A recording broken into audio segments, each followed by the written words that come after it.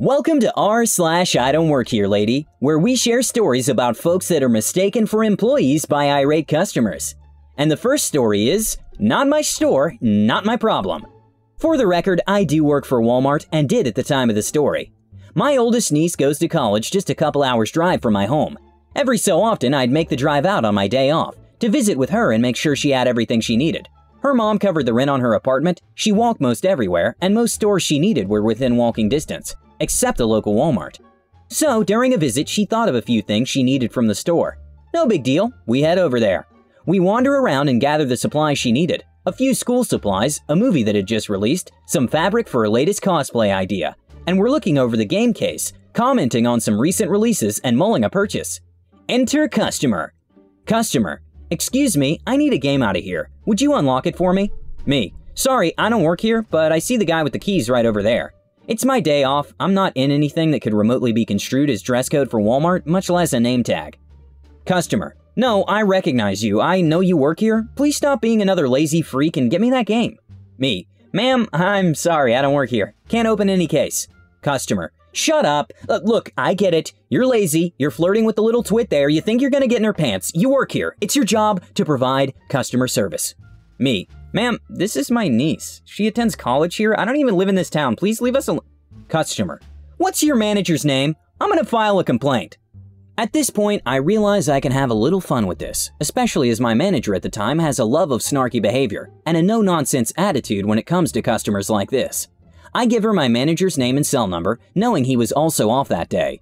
He listens to the complaint, then asks which store she's in, because that doesn't sound like the kind of person he wants working under him. She's confused but gives the college town name. I hear him laugh over the phone, loudly. Then he tells her in no uncertain terms that I don't work at that store and to leave me alone. He then hangs up before she can get a word in edgewise.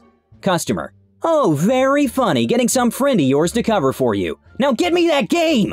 At this point, the actual associate comes up and asks which game. She angrily points at it, he unlocks the case and gets a copy out. Customer. At least someone around here can do their D job. You need to tell your coworker here to stop thinking with his D. Local associate. Ma'am, he's another customer. He doesn't work here. And please don't use that sort of language in the store. Customer. Another cover story, F! Local associate. Ma'am, please, refrain from swearing in the store. There are children nearby. Customer. F you and your whole effing store and your effing horny AFs who won't do their effing jobs. F your effing SH, I'm going to GameStop! This attracts the attention of the store manager, who comes over to see what the commotion is. Store manager, after listening to a profanity-laden rant about the poor customer service. Ma'am, I'm gonna have to ask you to leave. You're harassing other customers, pointing at me and my niece, belittling my staff, pointing at the actual electronics guy, and your language is not appreciated in Walmart. The exit is this way. If you do not want to leave of your own accord, I can have the police escort you out. It finally sinks in that I was telling the truth all along. Color drained from her face as she slowly walked away, abandoning the cartload of merchandise she'd already selected. I noticed her again on our way out, just staring blankly into her steering wheel. Update: the Karen apologizes a decade later. So, some time ago, I was visiting my niece. I just talked to her today, and she had a surprise for me. She ran into that exact Karen, who recognized her and apologized. My niece, still in college working on her doctorate, also runs weekly D&D games at a local game shop to help new players into role-playing. A pair of twin boys, she tells me they're 8, have been regulars since she started, and she's enjoyed having them at her table. Most of the time they come in with their dad, a Magic the Gathering player, and he watches them from across the room while he plays and hangs out with some of his friends. The owner knows him and the boys well, and something happened that he couldn't stick around, and left the boys in my niece's and the owner's care for the duration of the session. She tries to keep it to 2 hours because, kids. At the end of the session, one of the boys looks out the door and calls to his brother that their mom was there to get them. She came in and called the boys, then stopped short. My niece said she wasn't sure how the Karen recognized her, and that she had almost forgotten the incident, until then, and had to be jogged to remember her, but their mom approached her and introduced herself. Ironically, her name turned out to be Karen. Then had the boys go get drinks from the shop owner. Turns out, we encountered her on the worst day of her life. She had found out her husband was cheating on her and was preparing to drop divorce papers on her. She had lost her job due to cutbacks, and seeing my niece, who apparently looked a lot like her husband's mistress, just caused something to snap. She had wanted to get something for her kid to soften the blow of the divorce and the changes about to happen, and ended up going off the deep end. In the time since, she turned herself around and found a new man in her life and had the twins with him, plus gained full custody of her kid with the first husband and had found a new career for herself. She said that day stuck in the back of her mind as the person she least wanted to be again and wanted to live every day being better than that. She never expected to see either of us again. Likely she never will see me again. I don't have opportunity to go out there like I used to, but always wanted to apologize for the way she acted. Keep your hearts open, everyone. Change is indeed possible for some of these Karens. The second story is, should I call them too? I feel this tangentially fits the correct category for this sub, and I like this story, so I'm gonna tell you all. Years ago, while I was in college, I found a job as a systems admin for a very tiny new web host. We had 24/7 support, but all that meant is we had 4 employees working phones on alternating 12-hour shifts, so only 1 employee was working at any given time. One weekend, I got a call from a lady who was distraught. DL, distraught lady. Me. Hi, thanks for calling. My name is Finkwolf. How can I help today? Distraught lady. I need to speak to your manager. Me. I'm sorry, ma'am, but we don't have a manager working over the weekend. The earliest I can have one get in contact with you will be 9:30 on Monday. Is there something I can perhaps help you with? Distraught lady. My site is down. Me. Well, I can definitely take a look into that for you now. Can you give me all your information so I can start looking into it? Distraught lady. It's down now. I can't wait to give you all my information. It needs to be fixed immediately. Me. Ma'am, unfortunately, I can't locate your specific site without information from you. Can you at least give me the domain name? Distraught lady. It's example.com. You should know this already. Me. I'll take a look into it immediately for you. I then proceed to pull up the site with no issues. I check the server, no problems. I check our ISPs, no major service interruptions.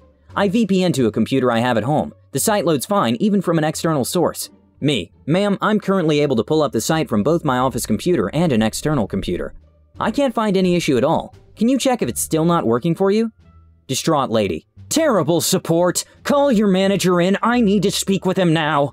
I then proceed to attempt to calm the client down for a few minutes. That's standard procedure at our data center. Finally, she agrees to test. Distraught lady. The site is still down. Me. That's quite strange. Does the page give you any warning? Distraught lady. No, it just won't load the page. Me. Can you send me a screenshot of the issue? Distraught lady. My email won't work either. I will be compensated for this mess. Me. Ma'am, can you open up google.com for me? Distraught lady. Oh my god, Google is down too! You need to call them and tell them their site is down too! Me. Ma'am, I don't think Google is down. I believe your local ISP is having issues. Distraught lady. You're my ISP! Me. No, ma'am, we aren't an ISP. We're a web host. We put your site on the internet. Your ISP is who connects your house to the internet. Distraught lady. I'm sure I talked to your sales guy and you're my ISP. You need to fix this. Me. Ma'am, we don't have sales guys. If someone calls our sales line, it gets routed to me. We're a very small company, and I wear several hats currently.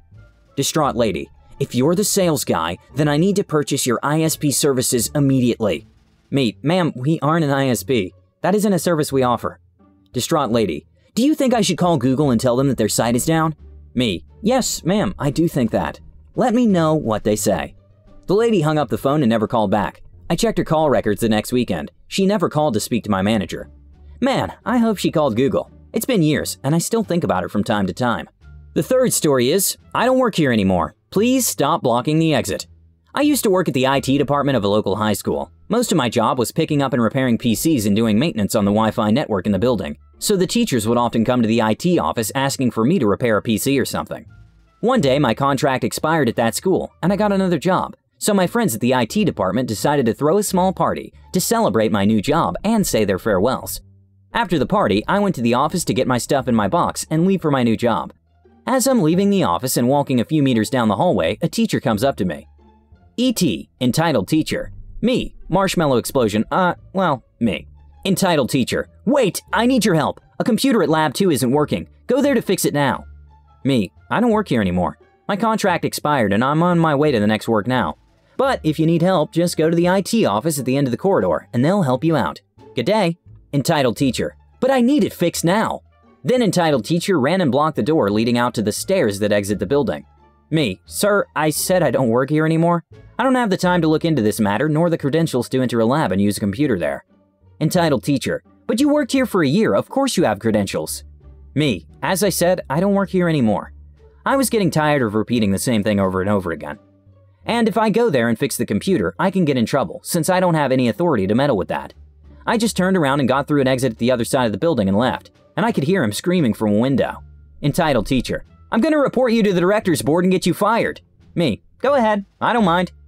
So, a few months later, I met a friend that still works there, and he told me what happened. Looks like the entitled teacher did actually complain about me to the director's board during a meeting, but my old boss was in the meeting and pointed out that I did the right thing, since I wasn't an employee of the school anymore, and that screaming like that through the window was less than professional behavior to have at a school. I hope you like these insane stories. Bye!